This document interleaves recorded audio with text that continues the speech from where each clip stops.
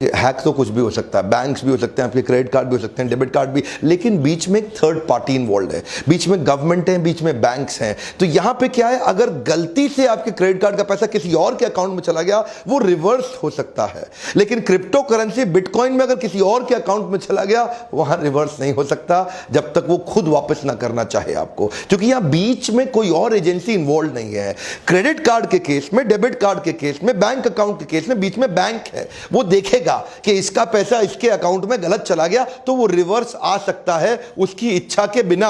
इधर रिवर्स नहीं आएगा उसकी इच्छा के बिना, वो नहीं चाहे तो नहीं दे, आप उखाड़ लो, क्या कर सकते हो। ये बिटकॉइन में ऐसा नहीं मैं बोल रहा असुरक्षित है, कहीं डोंट टेक मी रॉन्ग, मैं ये नहीं बोल रहा कि ये असुरक्षित है, लेकिन हुआ तो है ही।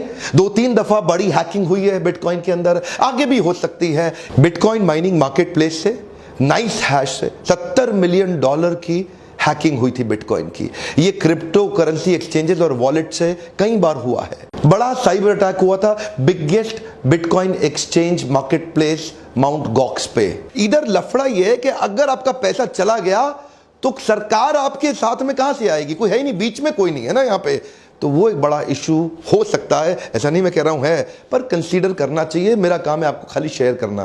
There is no central government body which is guaranteeing your bitcoin, so bitcoin का पैसा इरिवर्सिबल है, गया तो गया, आया तो आया।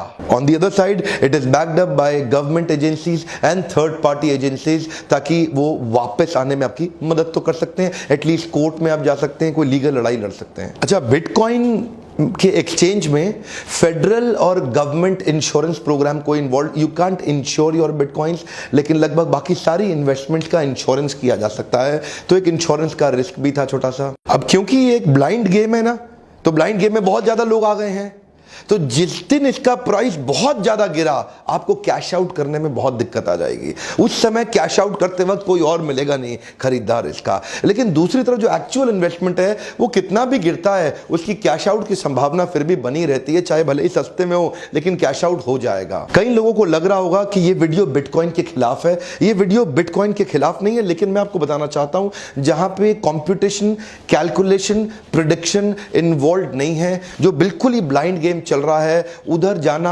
हमेशा ठीक नहीं रहता। मेरे विचार में investment in your cash can any time crash, but investment in your business and brain can give you highest gain. अगर आप अपने बिजनेस में इन्वेस्ट करें उसकी ग्रोथ बिटकॉइन के मुकाबले कहीं ज्यादा गुना हो सकती है। ध्यान दीजिएगा, ये डालमिया, सिंघानिया, बर्मन, जिंदल, मुंजाल, गोयनका, मोदी, मित्तल, टाटा, बिरला, अंबानी, अडानी, गोदरेज, नंदा, जितने बड़े परिवार हैं ये सब बिटकॉइन में पैसा डाल के बड़े नहीं हुए, ये अपने बिजनेस में पैसा डाल करके बड़े हुए हैं। आपको दो जगह पैसा ज्यादा इन्वेस्ट करना चाहिए, एक आपके अपने बिजनेस में और दूसरा आपके अपने ब्रेन में। यानी कि ये जो ब्रेन है ना, जहां से सब कुछ आप सीखते हैं, जहां से सब कुछ आप बड़ा करते हैं, अगर इस ब्रेन में ही इन्वेस्टमेंट नहीं किया जहां से आपको सब कुछ मिलने वाला है, तो बाकी सारी इन्वेस्टमेंट की एक्चुअल इंटेलिजेंस आएगी भी नहीं। दो जगह फोकस करिए, सेफ इन्वेस्टमेंट पे फोकस करिए और अपने बिजनेस ब्रेन को बड़ा करते जाइए। और हाँ, मेरा हमेशा मानना है अपनी अर्निंग में इन्वेस्ट करने के साथ साथ अपनी लर्निंग के लिए भी थोड़ा अमाउंट सेव करके रखिए, उसमें इन्वेस्ट करिए, क्योंकि अगर लर्निंग बढ़ेगी तभी आपकी अर्निंग बढ़ेगी।